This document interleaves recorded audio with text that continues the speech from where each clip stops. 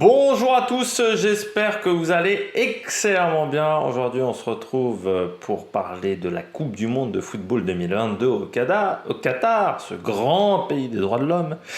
Et nous allons parler du groupe de l'équipe de France. Et bien entendu, c'est les nulos du football qui va vous en parler.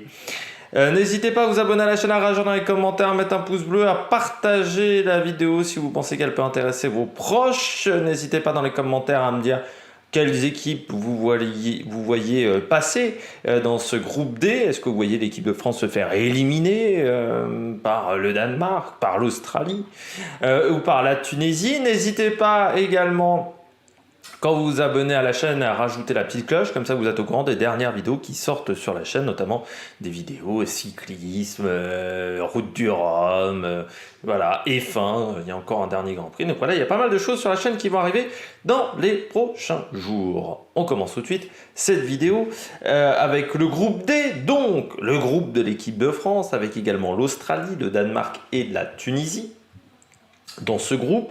Et on va commencer, parce qu'on est complètement chauvin, par l'équipe de France, hashtag l'équipe des estropiés. L'équipe de France de football, c'est la 16e participation pour cette équipe de France, qui avait participé à la première Coupe du Monde en 1930, vainqueur en 1998 bien entendu, et en 2018, toujours Didier Deschamps comme sélectionneur, Hugo Lloris le capitaine.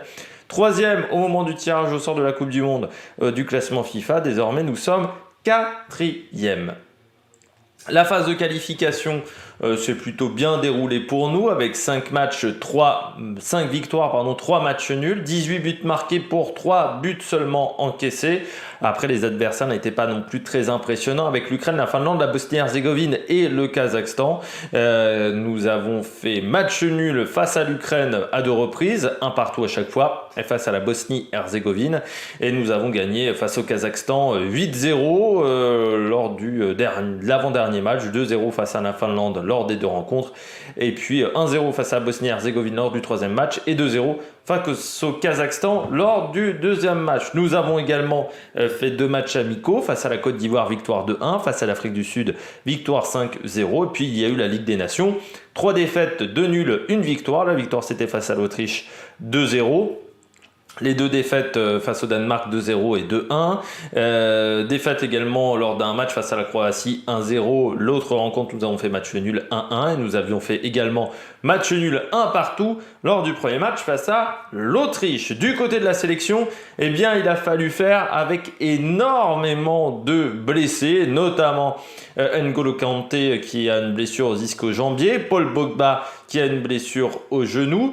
Nous avons également Presnel Kimpembe qui est forfait, et puis Nkunku qui s'est blessé au genou gauche après un choc reçu à l'entraînement. Donc ce qui fait que nous avons pas mal de nouveaux joueurs dans cette sélection, notamment Randal Kolo Muani, le joueur de l'Eintracht Francfort, Marcus Thuram du Borussia Mönchengladbach qu'on a vu parfois en équipe de France, puis parfois il est reparti. Nous avons bien entendu à l'attaque Giroud, Mbappé, Griezmann, Dembélé également, et Benzema avec Kingsley Coman. Nous avons au milieu de terrain Guendouzi avec Tchouaméni, Fofana, Rabiot, Vertou, Camavinga, je vais y arriver. Du côté de la défense, Pavard, Dizazi, Varane, Koundé, Saliba, Upamecano, Hernandez, enfin les 2 frères Hernandez même, et Konaté. Et puis du côté des gardiens de but, Lloris, Mandanda et Areola. C'est une équipe de France qui a à la fois des joueurs d'expérience comme Lloris, Mandanda à 35-37 ans, ou Giroud ou Benzema qui ont plus de 30 ans, et puis à la fois des joueurs qui sont très très jeunes. C'est-à-dire cette équipe de France, Camavinga, je vais y arriver, à 20 ans. Vous avez également Saliba qui a 21 ans. On a une moyenne d'âge aux alentours de 24-25 ans. La moyenne d'âge n'est pas très élevée du côté de cette équipe de France, qui est pas mal rajeuni, cette équipe de France, parce qu'il y a quand même pas mal d'éléments qui n'ont pas performé depuis 2018. Benjamin Mendy également dans ses affaires de viol présumé. Voilà, il y a plein de problèmes dans cette équipe de France qui ont fait qu'on a perdu pas mal de joueurs en route. On continue avec la deuxième équipe. La deuxième équipe, c'est l'Australie. C'est le jeu ma pauvre Lucette. Nous sommes à la 6e participation de l'Australie pour la Coupe du Monde 2022. 8e de finale en 2006, on s'en souvient, c'était face à l'Italie.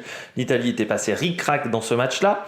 Du côté de l'Australie, 42e au moment du tirage au sort, 38e au début de cette Coupe du Monde au niveau du classement FIFA. Je rappelle que l'Australie fait partie de la zone Asie, c'est l'une des petites particularités du football. Et donc l'Australie a dû passer par le deuxième tour de la zone Asie où ils se sont imposés assez facilement avec 8 victoires en 8 matchs, 28 buts marqués pour seulement 2 encaissés. Ils étaient dans un groupe avec notamment le Koweït, la Jordanie, le Népal et Taïwan. Des victoires notamment un 7-1 face à Taïwan ou un 5-0 face au Népal. Ensuite, il y a eu le troisième tour où ils étaient dans le groupe de l'Arabie Saoudite et du Japon. Et là, ça a été beaucoup plus compliqué dans ce troisième tour vu qu'ils ont fini seulement troisième. C'est-à-dire qu'ils devaient passer par une phase de barrage. 4 matchs gagnés pour 3 nuls et 3 défaites, 15 buts marqués pour 9 encaissés, notamment 2 défaites face au Japon, 2-1 et 2-0, une défaite face à l'Arabie Saoudite d'Hervé Renard 1-0, un autre match nul face à l'Arabie Saoudite 0-0, face à la Chine un match nul 1 partout, une victoire 3-0, face au Vietnam 2 victoires 1-0 et 4-0, et puis face à Oman, une victoire 3-1 et un match nul 2 partout qui a failli leur coûter très cher parce que ça s'est joué à 1 point près face à Oman pour la qualification. Il a donc fallu passer par un tour de barrage déjà du côté de la zone Asie pour savoir qui de l'Australie ou des Émirats Arabes Unis, les deux étant troisième du groupe 1 pour l'Australie, de chacun des deux groupes de qualification pour savoir lesquelles des deux équipes allaient passer. C'est l'Australie qui a gagné cette rencontre de 1 et puis ensuite il y avait le fameux barrage intercontinental face au 5e de la zone Amérique du Sud. Et 5-4 au tir au but pour l'Australie. Et c'est vraiment passé ric-rac. Heureusement que les Australiens ont eu un bon gardien de but. Ensuite, il y a eu la phase de préparation avec 2 matchs amicaux face à la Nouvelle-Zélande. Victoire 1-0 et 2-0 dans ces 2 rencontres. Du côté de la sélection qui est pas mal rajeunie. C'est pas du tout la même équipe qu'on avait rencontrée il y a 4 ans, cette équipe d'Australie, il y a beaucoup de joueurs qui ont changé et pas mal de joueurs qui ont 22, 24, 25 ans, voilà, qui sont, on va dire, dans la fleur de l'âge. Et puis vous avez l'un des plus jeunes joueurs de cette Coupe du Monde, c'est Garang Kuol qui joue au Central Coast Mariners, qui est un club local d'Australie et qui a seulement 18 ans, né le 15 septembre 2004, cet attaquant. On retrouve du côté des joueurs importants, notamment Matthew Ryan qui joue au FC Copenhague. On a également Jackson Irvine qui joue en Allemagne. Vous avez également Mitchell Duke qui joue au Japon. Et puis pas mal de joueurs qui jouent en Australie, surtout à l'attaque. À l'attaque, la moitié des joueurs jouent en Australie. Il n'y a pas de grosse surprise dans cette sélection. C'est une sélection un petit peu faiblarde et je pense que ça sera compliqué pour l'Australie qui, je rappelle, est passée vraiment ric-rac, a failli être éliminée de sa Coupe du Monde, ce qui aurait été une première depuis qu'elle joue dans la zone Asie. On poursuit avec le Danemark qui fait figure d'outsider dans cette Coupe du Monde, qui a fini en quart de finale en 98. 6e participation seulement pour les Danois, 11e au classement FIFA lors du tirage au sort, 10e désormais au début de cette Coupe du Monde, toujours emmené par Kasper Hjulmand. Donc il a fallu passer, comme c'est une équipe européenne, par une phase de qualification éliminatoire, dans un groupe qui était assez serré, notamment avec l'Écosse, Israël, Autriche, Îles Féroé et Moldavie. Ils s'en sont extrêmement bien sortis avec 9 victoires pour une seule défaite, 30 buts marqués pour 3 encaissés.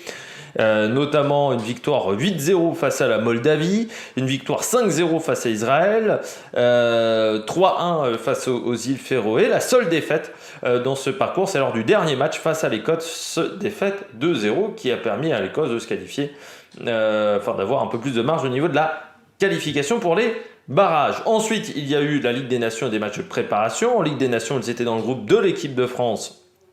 Donc, ils ont gagné leurs 2 rencontres face à l'équipe de France, 2 défaites face à la Croatie et 2 victoires face à l'Autriche. Et puis, il y a eu un Pays-Bas-Danemark en match amical, défaite 4-2 face aux Néerlandais. Et puis, victoire 3-0 face à la Serbie. L'effectif, pas de grande surprise dans cet effectif danois. On a les hommes qui ont fait la réussite lors de l'Euro, notamment du dernier Euro, avec notamment Martin Braithwaite qui joue en attaque, avec Andreas Cornelius, avec Dolberg également dans cette équipe. Vous avez Lindström, vous avez Christian Eriksen, bien entendu, Thomas Delaney également, Lindström, qui sont au milieu de terrain, et puis Christensen notamment en défense, Victor Nelson également qui est à Galatasaray, et puis Kasper Schmeichel et Oliver Christensen du côté des gardiens de but. Particularité de cette sélection, il n'y a que 2 gardiens de but, si je ne me suis pas trompé, je revérifie encore avec cette information là. Bien entendu, c'est ici. Il n'y a que... Non, normalement, il devait y avoir 3 gardiens. Frédéric Renaud, mais il a peut-être été enlevé de cette sélection au dernier moment. Sur ma liste Ouest France, il y avait un 3e gardien qui est Frédéric Renaud de l'Union Berlin, mais qui n'est pas sur la sélection sur d'autres sites. Donc peut-être qu'il y a une petite surprise là-dessus. Ce qui me semblerait surprenant, ça serait prendre un gros risque quand même de n'emmener que 2 gardiens au cas de coup dur. J'ai oublié de parler également du côté de l'Australie, que le sélectionneur australien a tenté d'avoir Christian Volpato, qui est un joueur qui joue en Italie du côté de l'AS Roma, mais qui est né d'une mère, je crois, enfin qui est né en Australie. Mais il veut garder sa nationalité italienne. Il n'a pas voulu jouer pour l'Australie. On continue avec cette Coupe du Monde, avec la dernière équipe dans ce groupe D, c'est l'équipe de Tunisie. La Tunisie qui participe à sa 6e Coupe du Monde, et pour le moment, l'équipe n'a jamais réussi à faire mieux que le premier tour, que la phase de poule en 6 participations, que ça soit en 78, 98, 2002, 2006 ou encore 2018. Jalel Kadri est le sélectionneur de cette équipe qui est 30e au classement FIFA, cette équipe de Tunisie de football, qui s'est qualifiée plutôt facilement, on pourrait dire, avec une victoire 1-0 lors du 3e tour face au Mali, dans un match où c'était un petit peu chaud, notamment lors du match retour, et puis une qualification en 2e tour qui avait été plus compliquée, notamment à cause d'une défaite face à la Guinée équatoriale et un match nul face à la Mauritanie. Donc 4 victoires, 1 nul et une défaite dans ce premier groupe, et puis ensuite une victoire 1-0 face au Mali. Lors du match aller, au match retour, les 2 équipes avaient fini à 0-0. Il y a eu également des matchs de préparation, notamment des matchs de qualification pour la CAN, victoire 4-0 face à la Guinée équatoriale et match nul face au Botswana. Il y a eu également la Coupe Kirin avec une victoire face au Chili, victoire face au Japon. Il y a eu également une victoire face aux Comores 1-0 et puis une défaite 5-1 face au Brésil. Pas mal de soucis en ce moment du côté de la fédération tunisienne, notamment entre le sélectionneur et la fédération, et pas mal de joueurs, donc c'est un petit peu compliqué, comme assez et trop souvent dans les équipes africaines. Donc voilà, c'est un petit peu compliqué en ce moment, notamment entre le ministre des Sports, Kamel Deguiche, et le président de la fédération tunisienne de football, Wadi Jari, et même avec le sélectionneur, tout ne se passe pas très très bien en ce moment. Les 26 joueurs convoqués pour cette Coupe du Monde, pas mal de joueurs qui jouent dans le championnat de France, notamment Motassar Talbi qui joue du côté du FC Lorient. Vous avez Ali Abdi qui joue au Stade Malherbe de Caen. Et vous avez Wabi Kazri, bien entendu, l'attaquant qui joue à Montpellier. On retrouve un petit peu les joueurs majeurs de cette sélection. Il n'y a pas de grandes surprises avec des joueurs qui ont pas mal de sélections quand même pour la plupart. On est au-delà des 30 sélections, des 25 sélections, on va dire, pour la plupart de ces joueurs.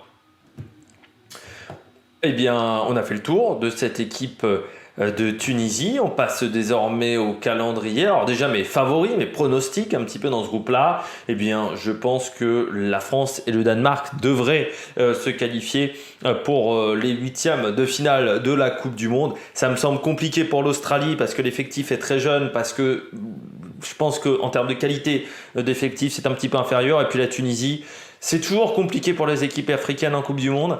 La Tunisie n'est pas l'équipe la plus forte qui a réussi à se qualifier, et en plus avec les soucis d'ingérence au niveau de la fédération, forcément ça va peser sur les joueurs.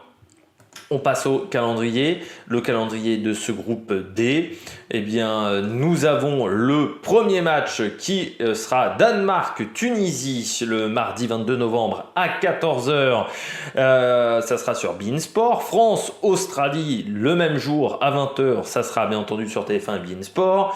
Nous avons ensuite Tunisie-Australie le 26 novembre qui sera à 11h sur beIN Sport. France-Danemark aura lieu à 17h et ça sera sur TF1, match qui risque d'être assez serré entre ces deux nations et important pour la suite de la compétition. Et puis le 30 novembre, nous aurons les deux matchs à 16h, Australie-Danemark sur beIN et Tunisie-France sur TF1 et beIN Sport du côté de l'Education City Stadium pour ce troisième match. J'espère que vous avez aimé cette vidéo. Si vous avez aimé cette vidéo, n'hésitez pas à vous abonner à la chaîne, à réagir dans les commentaires, à mettre un pouce bleu, à partager la vidéo sur les réseaux sociaux, notamment auprès de vos proches. N'hésitez pas à vous abonner si vous voulez suivre les débriefs des matchs de la Coupe du Monde. N'hésitez pas également à aller sur TikTok pour les débriefs de la mi-temps. Et puis nous on se retrouve pour la suite de cette Coupe du Monde. Allez, ciao ciao sur l'Amérique Production.